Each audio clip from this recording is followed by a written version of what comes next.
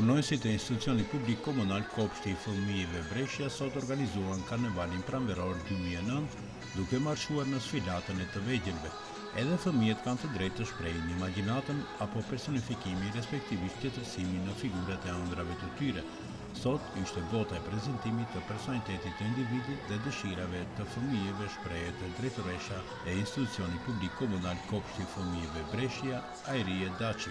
Qëllimi i karnevalit pranveror është zhvillimi i fantazisë tek fëmijët, i imagjinatës dhe socializimi i tyre në rrethin ku ai rritet dhe zhvillohet.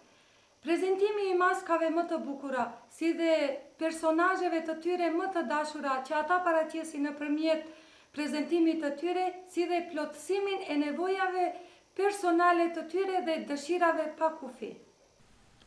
Grupi i prindërve së bashku me edukatorët e Breshjes nga pjesëmarrësit në karneval për maska më të mira shpallën maskën Pizzeria Breshja, Shalqini, Mjellma dhe Lulja Diellit.